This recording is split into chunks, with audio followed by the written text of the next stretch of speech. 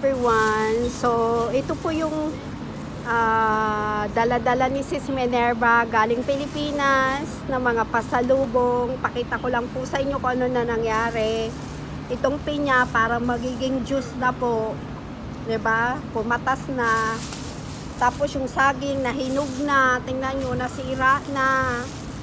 Sayang naman, sa sobrang init daw sa Pilipinas, ayan na, mga naluto na.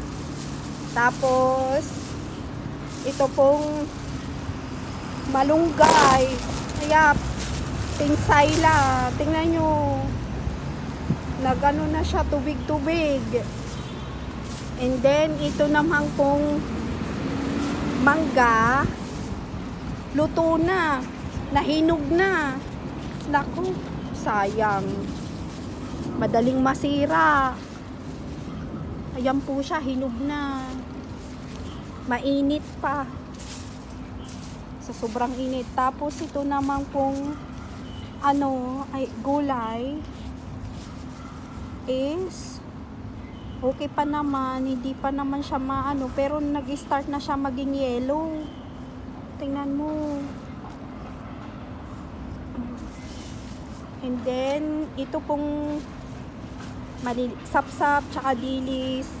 Alam ko kung galing kanino to, pinabali to ni Sis Reby. Galing kay Sis Reby to, pati tong dry shrimp.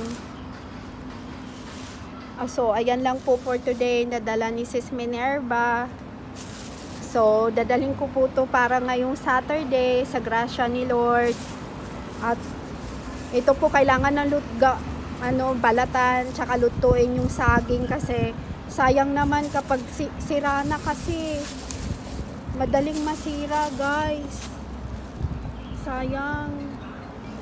So this is for now. Thank you everyone. God bless.